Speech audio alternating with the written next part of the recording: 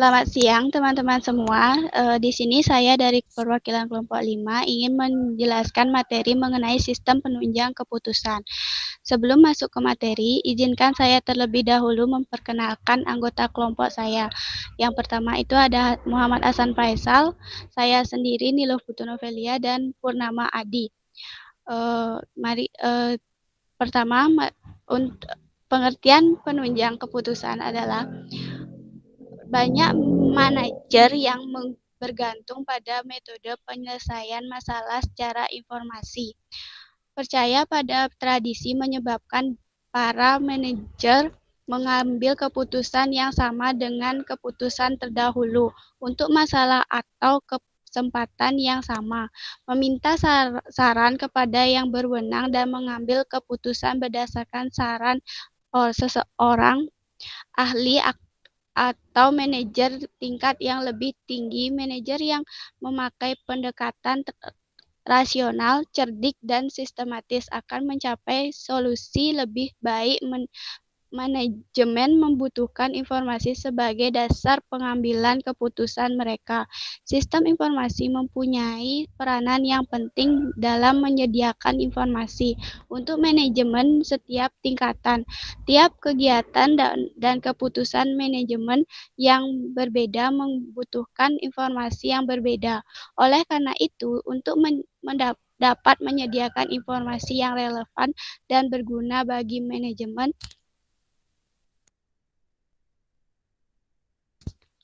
informasi harus memahami terlebih dahulu kegiatan yang dilakukan oleh manajemen dan tipe keputusannya.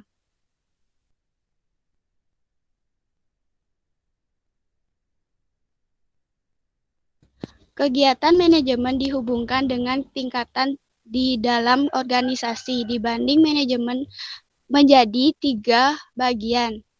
Yang pertama itu ada perencanaan strategi, merupakan kegiatan manajemen tingkat atas sebagai proses evaluasi lingkungan luar organisasi, peranan, tujuan organisasi, dan penentuan strategi yang digunakan. Yang kedua itu ada pengendalian manajemen, sistem untuk meyakinkan bahwa organisasi telah menjalankan strategi yang sudah ditetapkan secara efektif dan efisien. Ini merupakan tingkat taktik atau tactical level, yaitu bagaimana manajemen tingkat menengah menjalankan taktik supaya perencanaan strategi dapat dilakukan dengan hasil. Taktik yang dijalankan biasanya bersifat jangka pendek atau kurang dari 1 tahun. Proses pengendalian manajemen terdiri dari pembuatan progres kerja, penyusunan anggaran, pelaksanaan dan pengukuran, pelaporan, dan analisis. Yang ketiga itu ada pengendalian operasi. Sistem untuk meyakinkan bahwa tiap-tiap tugas tertentu telah dilaksanakan secara efektif dan efisien. Ini merupakan peranan program yang telah ditetapkan di pengadilan manajemen. Mengendalikan operasi dilakukan di bawah pedoman proses pengendalian manajemen dan difokuskan pada tugas tingkat bawah. Selanjutnya itu ada tipe keputusan manajemen. Pengambilan keputusan adalah tingkatan manajemen dalam memelihara alternatif untuk mencapai sasaran atau keputusan. Ada 3 keputusan yang dibagi tipenya. 1, keputusan transprogram atau keputusan terstruktur. Keputusan yang berulang-ulang dan rutin sehingga dapat diprogram. Keputusan terstruktur terjadi dan dilakukan terutama pada manajemen tingkat bawah. Contoh pengambilan keputusan pemesanan barang dan keputusan pengalihan piutang. Yang kedua itu keputusan setengah terprogram atau setengah terstruktur. Keputusan yang sebagian dapat diprogram, sebagian berulang-ulang dan rutin, dan sebagian tidak terstruktur. Keputusan ini sering bersifat rumit dan membutuhkan perhitungan-perhitungan serta analisis yang terperinci. Contoh pengambilan keputusan memberi sistem komputer yang lebih canggih dan keputusan alokasi dana promosi. Ada yang ketiga itu keputusan tidak terprogram atau tidak terstruktur. Keputusan yang tidak terjadi berulang-ulang dan tidak selalu terjadi. Keputusan ini terjadi di manajemen tingkat atas. Informasi untuk mengambil keputusan tidak terstruktur, tidak mudah untuk didapatkan dan tidak mudah disediakan, dan biasanya berasal dari lingkungan luar. Pengamalan manajer merupakan hal yang sangat penting dibanding mengambil keputusan tidak terstruktur.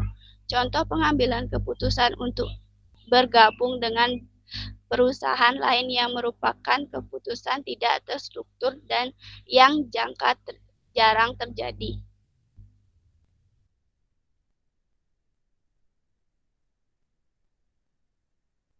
Untuk materi selanjutnya akan dijelaskan oleh Purnama. Terima kasih. Baik, terima kasih atas waktunya. Di sini saya akan melanjutkan presentasi. Tahapan pengambilan keputusan.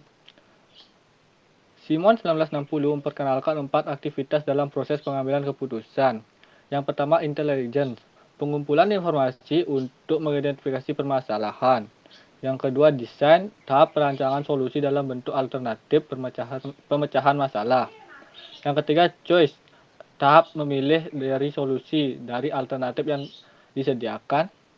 Dan yang keempat, implementation, tahap melaksanakan keputusan dan melaporkan hasilnya.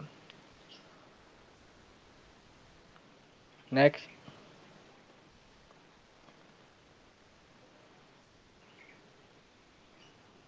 Tujuan sistem penunjang keputusan. Pelopor DSS pada MIT yang lain, Peter G. Kin, dan yang bekerja dengan Scott Morton menetapkan 3 tujuan yang harus dicapai DSS. Mereka yakin bahwa DSS akan dapat: 1. Membantu manajer dalam pembuatan keputusan untuk memecahkan masalah semi terstruktur. 2. Mendukung keputusan manajer dan bukannya mengubah atau mengganti keputusan tersebut. Yang ketiga, meningkatkan efektivitas manajer dalam membuat keputusan dan bukan peningkatan efisiensinya. Tujuan ini berkaitan dengan 3 prinsip dasar dari konsep DSS, yaitu 1. Susunan masalah. Sulit memang mendapatkan masalah yang bersifat terstruktur atau tak terstruktur sepenuhnya. Mayoritas masalah yang ada adalah bersifat semi terstruktur. Hal ini berarti bahwa DSS ditujukan terhadap area tempat sebagai besar masalah diketemukan. Yang kedua, dukungan keputusan.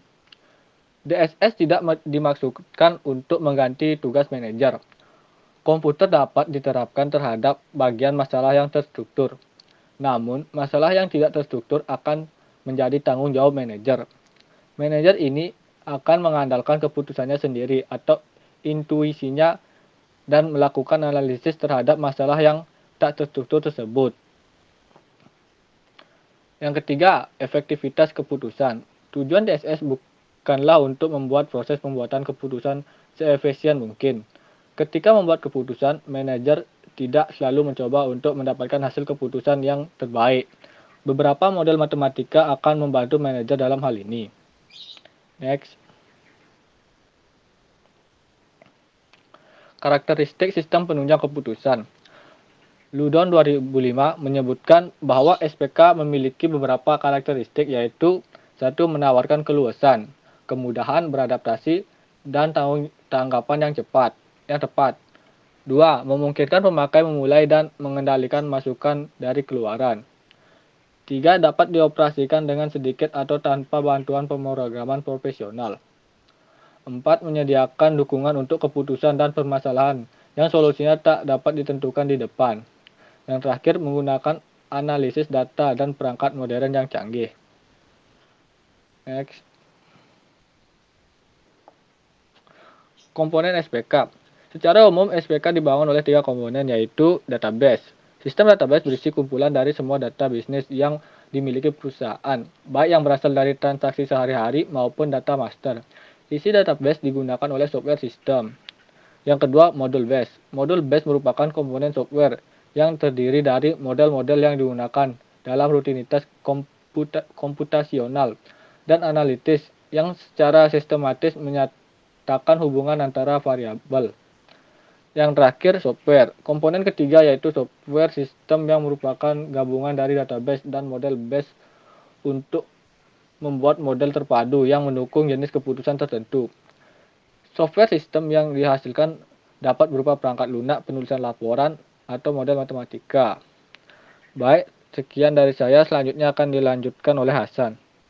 Baik, terima kasih. Saya akan menjelaskan tentang cara menggunakan informasi dari sistem penunjang keputusan.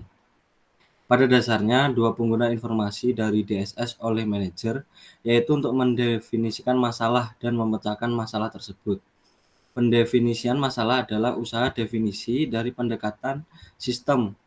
Ia juga berkaitan dengan fase inteligensi yang dikemukakan oleh Simon. Selanjutnya, manajer menggunakan informasi untuk memecahkan masalah yang telah diidentifikasi. Hal ini merupakan usaha pemecahan menurut pendekatan sistem dan berkaitan dengan fase desain dan pemilihan. Pada umumnya, laporan berkala dan khusus digunakan terutama dalam usaha definisi dan simulasi dalam usaha pemecahan masalah. Laporan berkala dapat dirancang untuk mengidentifikasi masalah atau masalah yang kemungkinan besar akan muncul. Manajer juga melakukan query terhadap database untuk menemukan masalah atau mempelajari lebih jauh lagi mengenai masalah yang telah diidentifikasi. Simulasi dapat juga membuka masalah yang tersembunyi, karena kelemahan cenderung akan kelihatan menonjol ketika operasi perusahaan diubah secara matematis. Laporan berkala dan khusus dapat juga membantu manajer untuk memecahkan masalah dengan cara mengidentifikasi keputusan alternatif, mengevaluasi dan memilih alternatif tersebut dan memberikan informasi lanjutan. Laporan berkala atau periodic report yaitu laporan yang dibuat menurut jadwal tertentu. Contohnya adalah analis penjualan terhadap pelanggan per bulan. Dan laporan khusus atau special report yaitu laporan yang dibuat ketika sesuatu yang tidak seperti biasanya terjadi. Contohnya, laporan mengenai kecelakaan. Dalam penggunaannya, laporan berkala dan khusus bersifat lengkap atau ringkas. Berikutnya adalah laporan lengkap atau detail report, yaitu laporan yang memberikan spesifikasi mengenai setiap tindakan atau transaksi dan baris yang mewakili tindakan atau transaksi disebut baris lengkap atau detail line. Berikutnya adalah laporan ringkas atau summary report, yaitu laporan yang menyertakan baris yang mewakili beberapa tindakan atau transaksi. Berikut adalah contoh laporan lengkap. Next. Nah, ini adalah contoh laporan lengkap. Berikutnya saya akan menampilkan contoh laporan ringkas. Next. Nah, ini contoh laporan ringkas. Baris laporan biasanya dicetak dalam beberapa urutan tertentu. File yang berada dalam record data yang disebut key field atau control field digunakan untuk mengurutkan record sebelum laporan tersebut dicetak. Yang paling sering digunakan ialah ascending sequence atau urutan naik. Di sini nilai field control terendah no pelanggan 0001 atau nama airframe didaftar pertama kali dan nilai tertinggi nomor 9099 atau Jigmun didaftar paling akhir. Next. Pemodelan matematis. Model atau abstrak dari sesuatu ia mewakili beberapa fenomena, yaitu objek dan aktivitas. Fenomena itu disebut entity. Contohnya, jika sebuah model mewakili perusahaan, maka perusahaan itu disebut entitinya. Yang pertama adalah model statis dan dinamis. Model statis adalah model yang tidak memasukkan waktu sebagai variabelnya. Ia berkaitan dengan situasi pada suatu saat tertentu, sedangkan model dinamis ialah model yang memasukkan waktu sebagai variabel. Model ini mewakili tingkah laku entiti sepanjang waktu. Model statis menggambarkan situasi yang terjadi saat ini, misalkan melihat snapshot kondisi keuangan perusahaan. Model dinamis digunakan untuk melihat situasi yang akan terjadi di masa datang dengan mempertimbangkan aspek-aspek yang terjadi pada masa lalu. Misalkan memprediksi keuangan perusahaan untuk masa akan datang. Jadi bisa dikatakan model dinamis adalah pengembangan dari model statis. Yang berikutnya adalah model probabilistik atau deterministik. Model probabilities adalah model tentang adanya peluang akan terjadi sesuatu.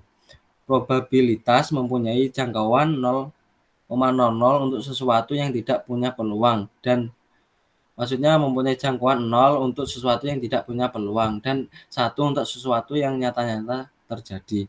Sedangkan model deterministik ialah kebalikan dari model probabilitas. Contohnya, model probabilitas ketika dalam sebuah perusahaan ingin menghitung peluang pekerja baru menghasilkan barang sesuai kuota yang telah ditetapkan. Contoh deterministik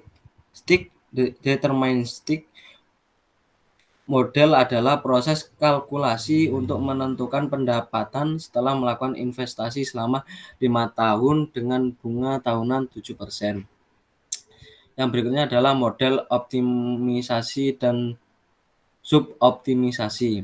Model optimisasi adalah model yang menentukan pemecahan terbaik di antara alternatif yang ada.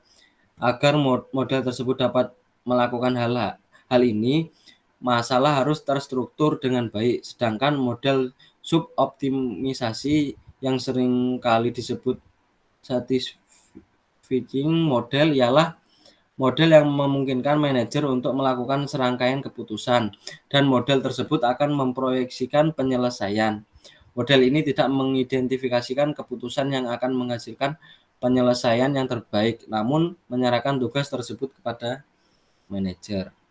Contoh optimisasi model adalah menemukan pola transportasi yang paling efisien untuk membawa komoditas dari titik pasokan ke pasar dengan mempertimbangkan kombinasi volume produksi dan permintaan bersama-sama dengan biaya transportasi unit. Sedangkan pada suboptimisasi, misalkan kita ingin membeli mobil dengan 2 buah pilihan, yaitu mobil biasa dan mobil yang menggunakan katalisator. Atau alat ini bisa mengurangi zat beracun yang keluar dari knalpot. Tentunya mobil yang demikian pasti lebih mahal dan juga keuntungannya minimal karena polusi dari knalpot disebarkan melalui udara dan kita sendiri tidak akan pernah mampu membedakan efek apapun pada kesehatan yang terkena dampak pencemaran dari mobil kita sendiri. Pengambilan keputusan yang rasional adalah membeli mobil tanpa katalisator. Namun jika semua orang akan membuat pilihan itu, maka jumlah polusi yang dihasilkan akan memiliki efek demikian. Investasi untuk membeli katalisator bisa dikatakan cukup layak. Keputusan suboptimisasi tanpa katalisator tidak konsisten dengan salah satu keputusan global. Jika semua menggunakan katalisator, alasannya karena ada interaksi antara subsistem yang berbeda atau pemilik dan mobilnya. Oleh karena itu, ada interaksi antara masing-masing keputusan setiap subsistem dan kombinasi dari keputusan optimal tersebut akan menghasilkan keputusan yang optimal untuk masalah global. Berikut next. Manajer yang menggunakan model dapat memperoleh keuntungan sebagai berikut. Yang pertama adalah proses pemodelan menjadi pengalaman belajar.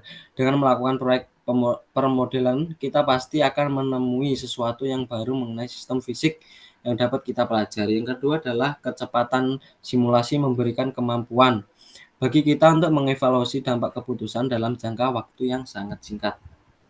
Yang ketiga adalah model memberikan daya peramalan. Yang keempat, model membutuhkan biaya yang lebih murah daripada metode trial and error. Next. Adapun kerugiannya adalah yang pertama, sulitnya pemodelan sistem bisnis dan akan menghasilkan model yang tidak dapat menangkap semua pengaruh pada entitinya.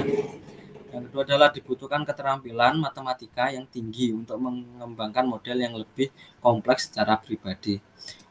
Mungkin itu saja yang bisa saya sampaikan. Akan saya kembalikan kepada Lia. Mungkin sekian dari kelompok kami. Mungkin seperti itu materi yang bisa kami sampaikan. Untuk selanjutnya video ini akan diupload ke untuk selanjutnya teman-teman bisa bertanya pada channel di komentar di YouTube untuk pertanyaan yang ingin ditanyakan. Maka dari kami akan menjawab untuk pertanyaan yang teman-teman tanyakan. Terima kasih. Sampai jumpa.